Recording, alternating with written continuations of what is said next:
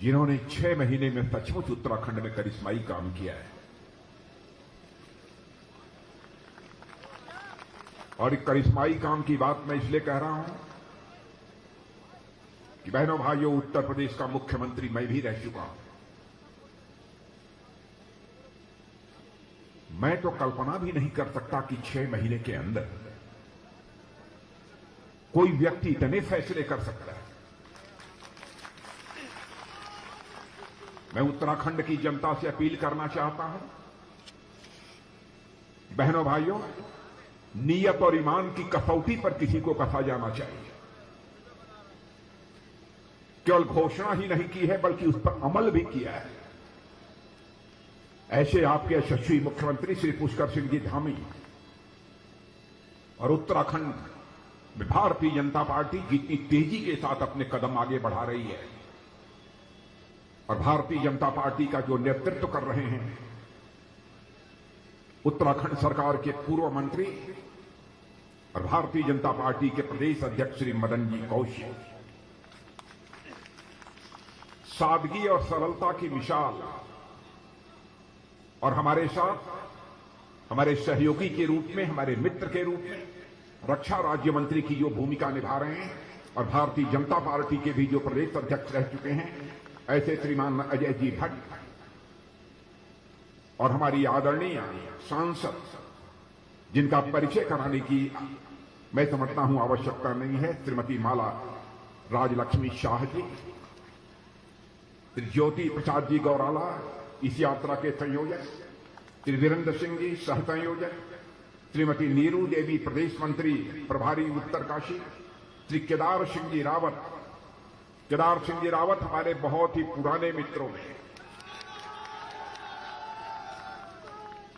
यहां के विधायक यमुनेत्री के श्री रमेश जी चौहान जिलाध्यक्ष उत्तरकाशी और श्री विजयपाल मखलोगा और इस मैदान में उपस्थित उत्तराखंड की देवभूमि, तपोभूमि और वीर भूमि कि मेरे सभी सम्मानित बहनों एवं भाइयों, लंबे अरसे के बाद उत्तरकाशी की किसी सार्वजनिक सभा को संबोधित करने के लिए आप सबके सामने खड़ा हुआ। केदार सिंह जी रावत जो हमसे मिले तो उन्होंने कहा कि भाई साहब, आपको याद है 25 साल पहले इसी उत्तरकाशी में मैंने आपकी एक सार्वजनिक सभा कराई थी। मैंने कहा कि मुझे याद तो है कि मैं उत्तरकाशी आया हुआ था, लेकिन कितने साल पहले आया था यह मुझे याद नहीं है। उन्होंने याद दिलाया। बहनों भाइयों, भले ही मैं उत्तरकाशी में देर से आया हूं, लेकिन दुरुस्त आया हूं। आप सबके बीच में खड़ा हूं यहां पर।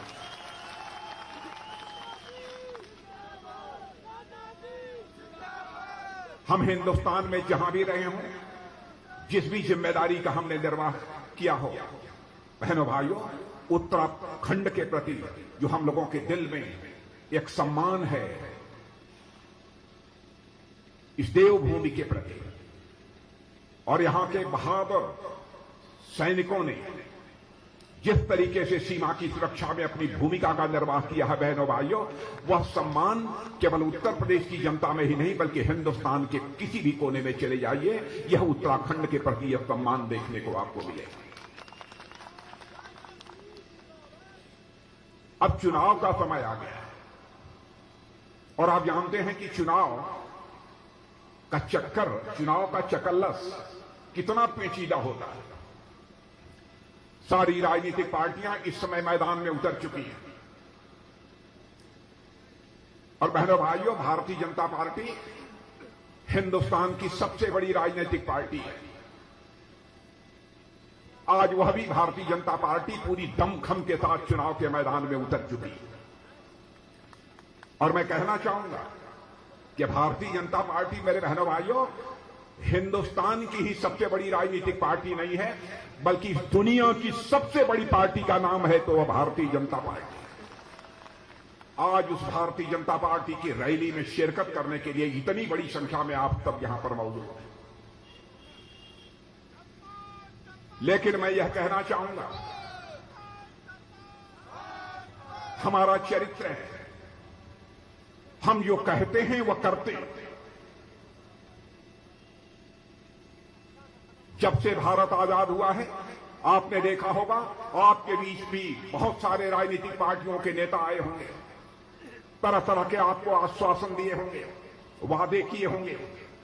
काश इस आजाद भारत के 75 वर्षों में आंशिक रूप से भी अपने वादों को पूरा कर दिया होता तो शायद हमारा यह भारत दुनिया की महाशक्ति कई वर्षों पहले ही बन गया होगा। और इसी नेताओं की कथनी और करनी में अंतर होने के कारण ही भारत की राजनीति के प्रति भी लोगों का विश्वास कम हुआ है। नेताओं पर से लोगों का विश्वास घटा। आज यदि मैं आपके सामने यहां पर बोलने के लिए खड़ा हूं, मुझे भी लगता है यह विश्वसनीयता का संकट पैदा होने के कारण क्या मैं जो बात कहूंगा हमारी उत्तरकाशी की जनता उस पर पूरी तरह से विश्वास करेगी या नहीं करेगी। यह चोर हमारे मन में भी बैठा है। आदरणीय अटल बिहारी वाजपेयी जी का प्रारंभ से आदरणीय आडवाणी जी का नेतृत्व प्रारंभ से ही हम सबको प्राप्त हुआ है। बराबर यही सीख दी है लोगों ने कि तुम लोग यदि भारतीय जनसंघ में काम कर रहे हो, भारतीय जनता पार्टी में काम कर रहे हो, याद रखना जनता के सामने वही वादे करना जिन वादों को पूरा किया जा सके, अक्षरशः पूरा किया जा सके।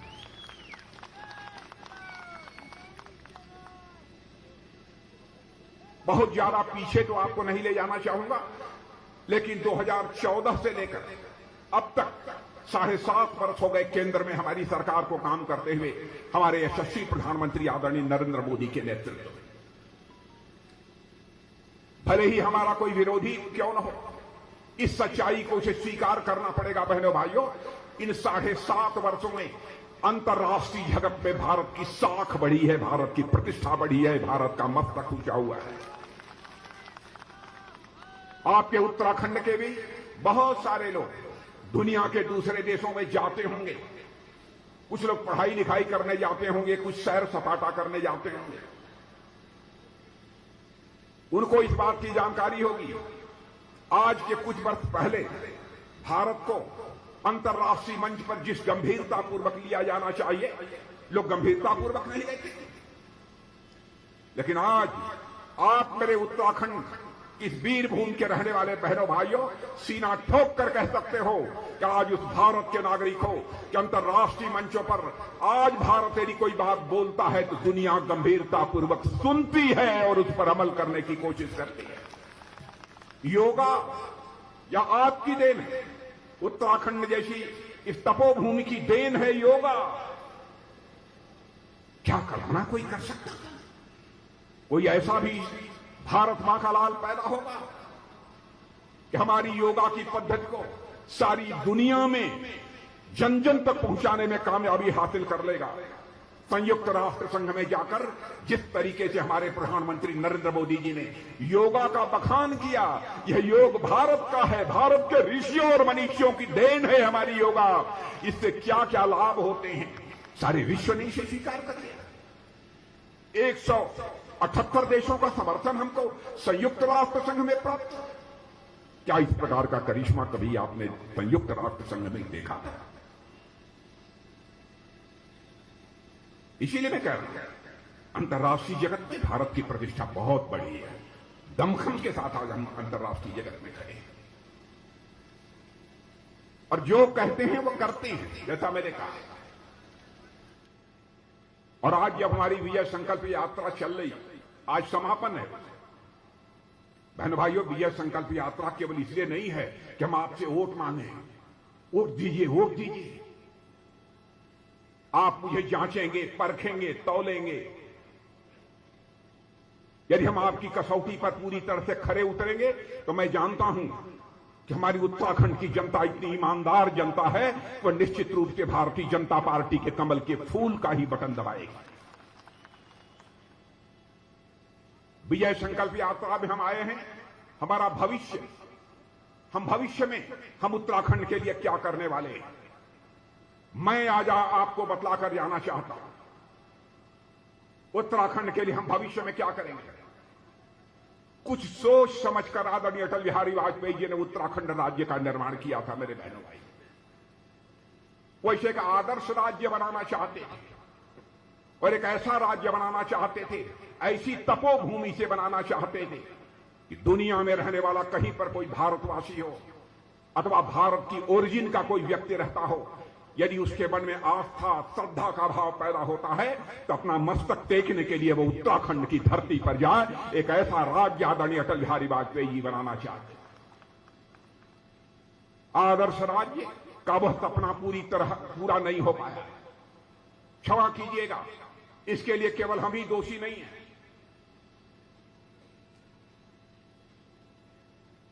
कोई कह दे कि साहब आपको तो हमने 5 साल का समय दिया, 5 साल में कभी आदर्श राज्य नहीं बन सकता। बहनों भाइयों, जो कहता है झूठ बोलता। 5 साल में हमने जो कुछ भी किया है, आपने समय दिया। मैं आपको यकीन दिलाता हूं कि 5 साल का और समय दे दीजिए, उत्तराखंड एक आदर्श राज्य बनकर रहेगा। दुनिया की कोई ताकत हमें रोक नहीं सकती है। और यह बात मैं केवल अपने दमखम के आधार पर नहीं बोल रहा हूं। हमारे प्रधानमंत्री के दिल में इस उत्तराखंड को बनाने, आदर्श राज्य बनाने की एक तड़पण है, 30 है, उसे हमने देखा। केदारनाथ क्या हालत थी उस प्राकृतिक आपदा के बाद। हमारा ही प्रधानमंत्री साहब से रहा नहीं गया। उसने कहा कि इस केदारनाथ, इस भूमि, जो वह स्थान है, एक नए स्वरूप में दिखना चाहिए ताकि दुनिया के दूसरे देशों के से आने वाले लोगों के लिए भी एक आकर्षण का केंद्र बने। लेकिन हमारे यहां के कांग्रेस के एक पूर्व मुख्यमंत्री हैं, बड़े सीनियर नेता हैं, वह कहते हैं साहब ये नरेंद्र मोदी। भैया एक मिनट, ये नरेंद्र मोदी मार्केटिंग करने के लिए उत्तराखंड में आते हैं। बहनों भाइयों, मैं पूछना चाहता हूं, क्या हमारा प्रधानमंत्री मार्केटिंग करने के लिए यहां आता है? कांग्रेस के एक पूर्व मुख्यमंत्री फिर से मुख्यमंत्री बनना चाहते हैं। वह कहते हैं अरे भाई, केदारनाथ में जो गुफा बनवाई है, गुफा तो कांग्रेस ने बनवाई है, अब उसमें जाकर मोदी जी बैठ गए। मैं उन पूर्व मुख्यमंत्री जी जो फिर से मुख्यमंत्री बनना चाहते हैं, मैं उनसे पूछना चाहता हूं,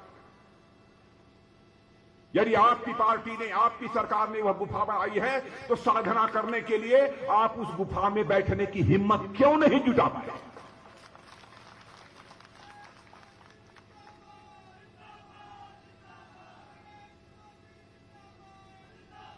किसी पर आरोप लगाने के पहले 4 बार सोचना चाहिए। और भी देश के प्रधानमंत्री के संबंध में, बहनों भाइयों, अपनी जिंदगी में भले ही कोई कांग्रेस का प्रधानमंत्री क्यों न रहा हो, मैंने अनर्गल आरोप किसी के ऊपर नहीं लगाया है, चाहे वह राजीव गांधी रहे हों, इंदिरा गांधी रही हो, पंडित जवाहरलाल नेहरू रहे हों, चाहे हमारे डॉक्टर मनमोहन सिंह जी रहे हों, देवगौड़ा जी रहे हों। मैं यह मानता हूं, प्रधानमंत्री प्रधानमंत्री होता है, वह व्यक्ति नहीं है, वह संस्था है। सभी के द्वारा उसका सम्मान किया जाना चाहिए।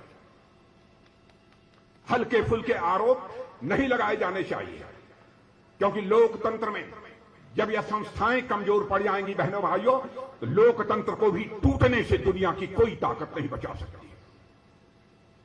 लेकिन जो आता है मार्केटिंग करने के लिए आ गए। हमने गुफा बनवाई थी, गुफा में जाकर बैठे, क्या क्या तमाशे, क्या हो गया? कहते हैं ये भारतीय जनता पार्टी वाले क्या चुनाव लड़ेंगे, ये तो 5 साल में 3 बार मुख्यमंत्री बदलते हैं। अरे हम 5 साल में 10 बार बदले, आपसे क्या ले?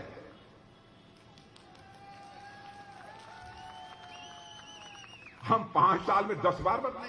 और बहनों भाइयों, यदि हमने आपसे वादा किया होता, यदि किसी को प्रोजेक्ट करके हम इसको मुख्यमंत्री बनाएंगे, प्रोजेक्ट करके यदि हमने चुनाव लड़ा होता, तो हम 5 वर्ष में एक भी मुख्यमंत्री न बदलते।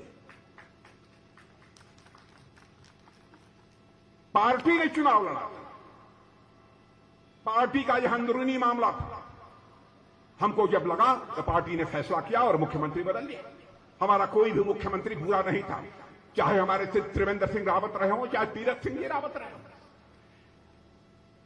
बड़ी पार्टी होती है, उसको कई चीजों को सोच विचार कर फैसले करने पड़ते हैं। किसको कहां संगठन में लगाना, किसको संसद में भूमिका निभानी है, किसको किस रूप में क्या काम करना है, कब क्या जरूरत पड़ जाए किसी की, यह सब सोच समझ कर फैसले लेने पड़ते हैं। इसलिए हम लोगों ने बदल दिया। लेकिन आपके यहां क्या है? धरते झांपी बवंडर। पता नहीं यहां कहावत यह प्रचलित है कि नहीं। चुनाव शुरू नहीं हुआ कि कांग्रेस में मारामारी शुरू। आप क्या चुनाव लड़ेंगे? अरे आप अपने यहां देखिए, आपकी पार्टी को चाहिए अपने गिरेबान में आपकी पार्टी झांक कर देखे। मैं किसी व्यक्ति की बात नहीं करता, आपकी पार्टी अपने गिरेबान में झांक कर देखे। और बहनों भाइयों, हमारी पार्टी विचारधारा की पार्टी है। चाहे अटल जी प्रधानमंत्री रहे हों, चाहे हमारे मोदी जी प्रधानमंत्री हैं, चाहे कोई भी भारतीय जनता पार्टी का प्रधानमंत्री बन जाए, जिस विचारधारा को भारत की राजनीति में स्वीकार करके हमने अपने कदम आगे बढ़ाए हैं, बहनों भाइयों, चाहे पहाड़ टूट पड़े, हम अपनी विचारधारा से 1 इंच भी डिगेंगे नहीं। और यही वसूलों के प्रति, विचारधारा के प्रति हमारी प्रतिबद्धता है। हम कहते रहे हम आएंगे, अयोध्या की धरती पर भव्य मंदिर बनाएंगे। कांग्रेस के लोग कहते थे, दूसरे लोग कहते थे, ये भाजपा वाले ऐसे ही लोगों की आंख में धूल झोंकते हैं। जब चुनाव आता है तो लिख देंगे अपने घोषणा पत्र में, भाजपा आएगी और अयोध्या की धरती पर भव्य राम का मंदिर बनाएगी। आप जितने भी खड़े हैं बहनों भाइयों, और ऊपर के भी लोग जितने खड़े हैं, क्या यह सच नहीं है कि हम लोग इस सत्ता में आए, आज अयोध्या की धरती पर भव्य मर्यादा पुरुषोत्तम भगवान राम के मंदिर का निर्माण हो रहा है। मेरे बहनों,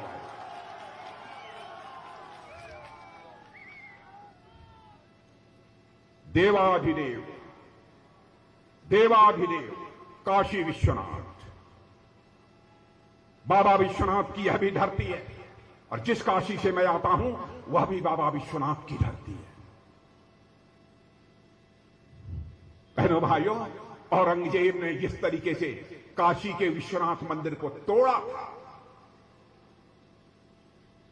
या तो अहिल्याबाई होलकर ने उसका कुछ निर्माण कराया, नहीं तो आजाद भारत ही नहीं, विगत 200-300 वर्षों में आज उसको भव्य स्वरूप उसको देकर और विश्वनाथ कॉरिडोर को राष्ट्र को समर्पित करने का काम किसी भारत माता के सपूत ने किया है, तो भारत माता के सपूत का नाम है नरेंद्र भाई मोदी।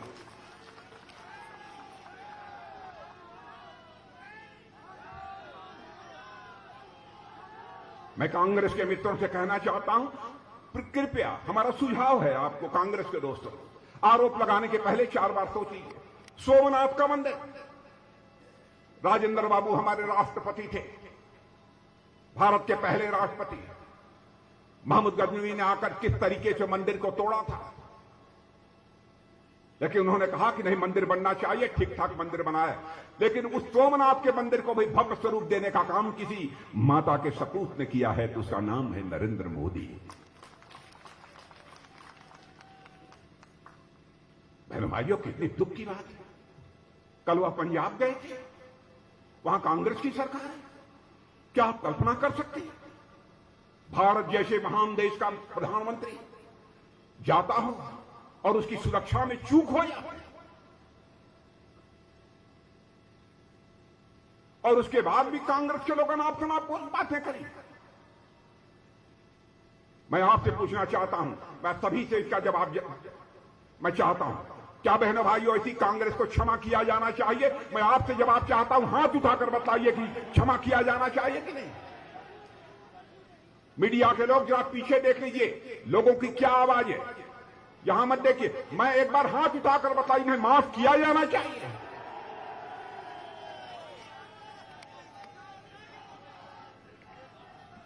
मैं ऊपर खड़े हुए लोगों से कहना चाहता हूं, प्रधानमंत्री देश का प्रतिनिधित्व करता है, यदि उसके सुरक्षा के साथ चूक होती है, आप बहनों भाइयों से पूछना चाहता हूं, क्या उसे क्षमा किया जाना चाहिए उस राजनीतिक पार्टी को?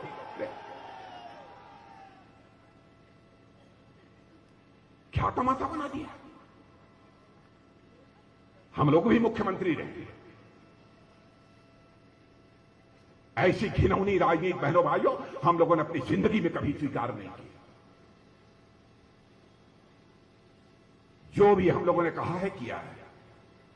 आप जितने लोग यहां पर बैठे हैं, मैं दावे के साथ कह सकता हूं, बहुत सारे ऐसे परिवार की माताएं बहनें होंगी जिन्होंने सोचा नहीं होगा कभी, गरीब परिवार की माताओं बहनें ने, कि जैसे बड़े परिवारों में एलपीजी गैस सिलेंडर से खाना बनता है, हमको भी गैस सिलेंडर से खाना बनाने का कभी अवसर मिलेगा। लेकिन किसी ने सोचा आजाद भारत में, तो हमारे प्रधानमंत्री नरेंद्र मोदी ने सोचा और उसने कहा जिन गरीब माताओं को लकड़ी जलाकर, अंगीठी जलाकर अपना खाना बनाना पड़ता है, उनको हम एलपीजी गैस सिलेंडर मुहैया कराएं। किया है कि नहीं? किया है कि नहीं? और यह भी वचन है 2024 समाप्त होते होते एक भी व्यक्ति ऐसा नहीं होगा जो कच्चे मकान में रहेगा, पक्का आवास मिलेगा।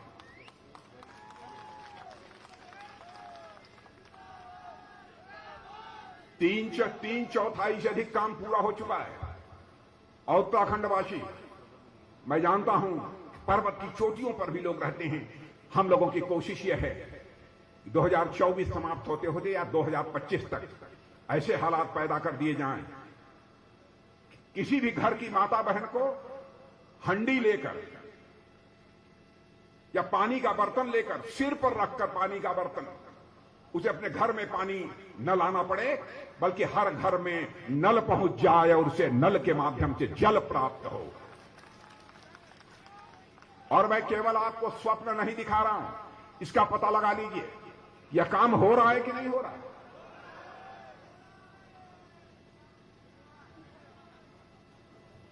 और मान लीजिए आप में से किसी की तबीयत खराब हो जाती है, आपके जेब में पैसा नहीं है, आप इलाज कराना चाहते हैं, कैसे इलाज होगा? एक योजना हम लोगों ने चलाई है, आयुष्मान भारत। कान खोलकर सुन लीजिए, आप आयुष्मान भारत का कार्ड प्राप्त कीजिए। यहां के मैं विधायकों से भी कहूंगा, सांसद जी से भी कहूंगा, इसका पता लगाइए, कार्ड दीजिए। यदि आपके पास आयुष्मान भारत का कार्ड है तो बहनों भाइयों, प्रतिवर्ष 5 लाख रुपए तक का आपका मुफ्त इलाज किया जाएगा। यह आयुष्मान भारत योजना, करोड़ों लोगों को देश में इसका लाभ प्राप्त हो रहा है, करोड़ों लोग। यहां पर हमारे किसान भाई यदि हो, जरा हाथ उठाइएगा, किसान भाई जरा हाथ उठाइए। और मेरी बात सही हो तब भी एक बार ताली जरूर बजाइएगा। यदि मैं कहने नहीं, जब मैं कहूंगा हमारी बात सही हो तो ताली बजाइएगा, नहीं मत बजाइएगा। क्या यह सही नहीं है? प्रधानमंत्री किसान सम्मान निधि के अंतर्गत प्रतिवर्ष 6,000 रुपया आपके खाते में पहुंच रहा है, पहुंच रहा है कि नहीं? अब मैं बताता हूं बहनों भाइयों, हमारे देश के प्रधानमंत्री थे आदरणीय स्वर्गीय राजीव गांधी। मैं उनका बहुत सम्मान करता हूं। मैं उनकी ईमानदारी पर भी कोई सवालिया निशान नहीं लगाना चाहता। उन्होंने एक बार कहा कि मैं तो परेशान हो गया, मेरी समझ में नहीं आता मैं क्या करूं। मैं 100 रुपया यदि दिल्ली से भेजता हूं तो उत्तरकाशी में पहुंचते पहुंचते लोगों के पास केवल 15 पैसा पहुंच पाता है। 100 पैसा भेजता हूं तो 15 पैसा पहुंच पाता है। यह बात उन्होंने कही, यह लाचारी व्यक्त की थी, अपने दिल की वेदना उन्होंने व्यक्त की थी। लेकिन जब हमारे प्रधानमंत्री मोदी जी बने तो उन्होंने कहा, मैं प्रधानमंत्री, देश की जनता ने हमको बनाया है, प्रधान सेवक बनाया है, हम मजबूर प्रधान सेवक बनकर नहीं जिंदा रहना चाहते। उन्होंने ऐसा सिस्टम बना दिया कि यदि 6,000 रुपया दिल्ली से चलता है तो 6,000 रुपया आपके खाते में पहुंचता है। मेरे बहनों भाइयों, यह होती है सरकार चलाने की शैली, गवर्नेंस की स्किल। इसे सरकार चलाने की कुशलता, इसे कैसे? बहुत सारी ऐसी योजनाएं हैं जिनको कि हमारी सरकार ने बहुत ही प्रभावी तरीके से बहनों भाइयों इसे लागू किया है। मैं धामी जी के बारे में कह सकता हूं, बहुत ही अच्छा काम कर रहे हैं। और मुझे विश्वास है, देखिए 2014 के बाद तो इतना तो स्वीकार करेंगे आप लोग कि लगभग कांग्रेस सारे देश से साफ होती जा रही है। अब कांग्रेस सारे देश से साफ हो रही है, लेकिन आप लोग कभी कभी शरण कांग्रेस को दे देते हैं। कांग्रेस आकर कहीं दुबक कर बैठ जाती है तो उत्तराखंड भाई इस बार उनको दुबकने मत दीजिए। और हर बार जो टेस्ट करते हैं, इस बार इनकी, इस बार इनको, तो उस बार उनको। मैंने कहा इस सोच से आप बाहर निकलिए। यदि एक बार आपने 2017 में हमको बनाया है तो एक बार 2022 में भी 5 साल का मौका हमको देकर देखिए। मैं अपील करने के लिए आया। बातें बहुत सारी हैं और बहुत सारी बातें लोगों ने कही भी हैं कि साहब इस पर भी बोल दीजिए, उस पर भी बोल दीजिए। अब इतनी बातें हैं कि मैं बोलूंगा तो लोग कहेंगे कि आए तो आश्वासन देके ज्यादा चले गए। लेकिन हमारे यहां की सांसद आदरणीय राजलक्ष्मी जी ने एक बात कही है, सैनिक स्कूल खोला जाना चाहिए। मैं धामी जी से कहूंगा कि अब चुनाव तो समाप्त हो जाने दिए, इतनी जल्दी सैनिक स्कूल खुलेगा नहीं। प्राइवेट संस्था भी यदि कोई सैनिक स्कूल चलाना चाहती है, क्यों भट्टिए, कोई यदि चलाना नहीं चाहता तो उसकी हम मान्यता देंगे। नहीं तो मैं कोशिश करूंगा। देखिए मैं अभी पूरा वचन नहीं दे रहा हूं, सैनिक स्कूल चलना चाहिए, इससे मैं सहमत हूं। कोई प्राइवेट हो तो सरकारी, उसके लिए जो भी मान्यता, जो भी सारी अन्य सुविधाएं मिलनी चाहिए सरकार के द्वारा हम देंगे। लेकिन ये सरकारी सैनिक स्कूल खोलना है तो धामी जी एक बार चुनाव हो जाने के बाद सैनिक स्कूल के लिए सरकार की तरफ से भारत सरकार को एक प्रस्ताव भेज दें, यह मैं उनसे अनुरोध करना चाहता हूं। हम निश्चित रूप से उस पर गंभीरतापूर्वक विचार करें। और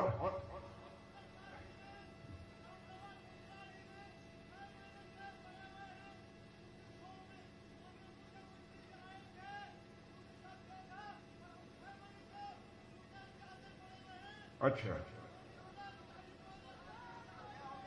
आप मिल लीजिएगा, मिल लीजिए। क्या मामला है, तुम्हें मालूम है?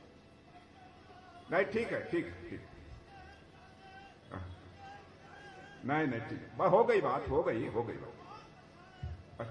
आप आ जाइएगा, मुख्यमंत्री जी मिल लेंगे आपसे। आप आइए। आप तो एकदम बिल्कुल भारतीय जनता पार्टी की टोपी लगाए भाजपा के कार्यकर्ता हैं। हाँ मुझे मालूम है, मैं जानता हूं। तो बहनों भाइयों, और कोई ज्यादा मुझे बात नहीं कहनी है। मैं जब उत्तराखंड आया तो एयरपोर्ट पर जब रिसीव करने के लिए पुष्कर जी धामी आए थे तो मैंने उनसे पूछा कि भाई आपकी एक हाथ में क्या हो गया। आपने देखा होगा ना, चोट लगी है ना, लगी है कि नहीं धामी जी के हाथ में चोट? तो मुझे याद आ गया, मैंने एक वीडियो देखा था। उस वीडियो में क्रिकेट खेल रहे थे और क्रिकेट खेलते हुए वो चोट लग गई थी। लेकिन देखिए उसी दिन हमारी इच्छा हुई सचमुच की इनको केवल पुष्कर धामी नहीं कहा जाना चाहिए उत्तराखंड के मुख्यमंत्री को, बल्कि इन्हें तो धाकड़ धामी कहा जाना चाहिए, जिस तरीके से यह बल्लेबाजी कर रहे हैं। और चोट के बावजूद भी खोल रहे हैं, चोट के बावजूद भी खेल रहे हैं। और बहनों भाई रन आउट नहीं हुए और बड़ी सधी हुई बल्लेबाजी करते हुए इन्हें मैंने वीडियो में मैंने देखा था बहनों भाइयों। और मैं देख रहा हूं कि मुख्यमंत्री के रूप में बड़ी सधी हुई बल्लेबाजी पुष्कर धामी कर रहे हैं। तो चलेगा, ये दौड़ेगा। मैं पीछे के लोगों से पूछना चाहता हूं,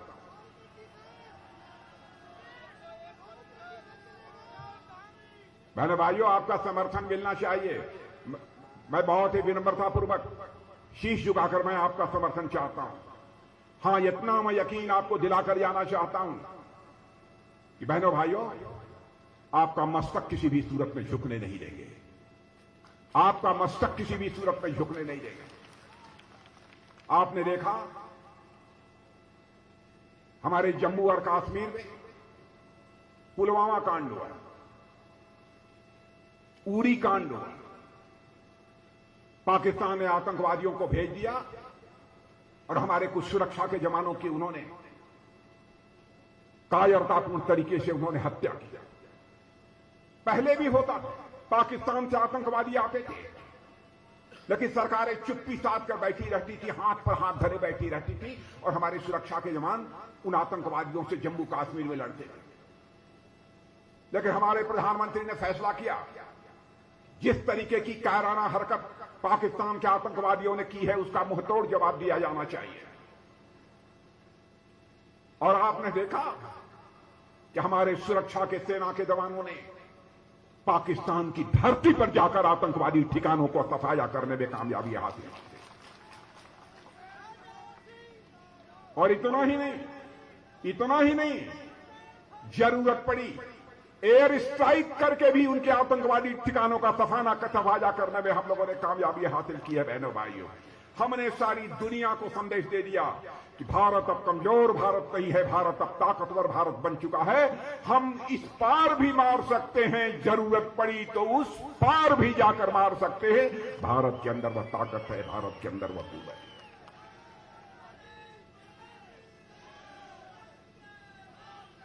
और जितने भी पड़ोसी देश हैं, मैं कहना चाहूंगा, सारे पड़ोसी देशों के साथ ही नहीं, सभी देशों के साथ हम अच्छे रिश्ते बनाकर रखना चाहते हैं। और मैं तो कभी भूल ही नहीं सकता, हमारे प्रधानमंत्री जी भी बराबर चर्चा करते हैं। जिंदगी में दोस्त बदल जाते हैं लेकिन पड़ोसी कभी नहीं बदलता। और आप लोगों को भी कहना चाहता हूं, अपने पड़ोसी के साथ अच्छे रिश्ते बनाकर रखिएगा, पड़ोसी से लड़िए मत। जिंदगी में दोस्त बदल जाते हैं लेकिन पड़ोसी नहीं बदलेगा। इसलिए आदरणीय अटल बिहारी वाजपेयी जी ने पाकिस्तान से भी अच्छे रिश्ते बनाने के लिए स्वयं चलकर पाकिस्तान पहुंच गए। लेकिन पता नहीं हमारे उस पड़ोसी को क्या हो गया है कि अपनी हरकतों से बाज ही नहीं आता। लेकिन इतना मानकर चलिए, बाज तो आना ही पड़ेगा बहनों भाइयों, बाज तो आना ही पड़ेगा। और बराबर जम्मू कश्मीर के सवाल को जिंदा रखना चाहता। अब हम लोगों ने धारा 370 समाप्त कर दी, जिसके अंतर्गत जम्मू कश्मीर को विशेष दर्जा प्राप्त था, विशेष दर्जा प्राप्त था। यानी वहां का जो बाहर से कोई गया तो जम्मू कश्मीर में जमीन नहीं खरीद सकता। अन्य भी बहुत सारे ऐसे अधिकार थे जिनसे वो वंचित था। जो पहले उधर जम्मू के पीओके से आए हुए थे भारत में, उनको नागरिकता तक नहीं मिलती, अनुसूचित वर्ग को आरक्षण नहीं मिलता था, आदिवासियों को आरक्षण नहीं मिलता था, कुछ भी नहीं हुआ, पिछड़े वर्ग को आरक्षण नहीं मिलता। हम लोगों ने 1951 में कहा था, जब पंडित श्यामा प्रसाद जी मुखर्जी थे भारतीय जनसंघ के अध्यक्ष, जिस दिन हमारी सरकार बन जाएगी, जम्मू कश्मीर को जिस धारा 370 के अंतर्गत विशेष दर्जा प्राप्त है, हम उसको चुटकी बजाकर समाप्त कर देंगे। और बहनों भाइयों, देखा हमारी सरकार बनी और जम्मू कश्मीर की धारा 370 को हम लोगों ने चुटकी बजाकर जय श्री राम बोल दिया, जय श्री राम। यह है हमारी विश्वसनीयता की सबसे बड़ी ताकत, और यह उत्तराखंड में भी कायम रहेगा, आपको यकीन दिलाता हूं। इसलिए मैं आप लोगों से यही अपील करना चाहता हूं कि मेरे बहनों भाइयों, आपका आशीर्वाद प्राप्त होना चाहिए। और यदि आप आशीर्वाद देना चाहते हैं तो यहां और वहां और इधर मैं सभी से अनुरोध करूंगा कि एक बार हाथ उठाकर, दोनों हाथ ऊपर करके एक बार हम सबको आपका अपना आशीर्वाद प्रदान करें। इन्हीं शब्दों के साथ आप सबको बहुत बहुत धन्यवाद। बोलिए भारत माता की, भारत माता की, भारत माता की। बहुत बहुत धन्यवाद।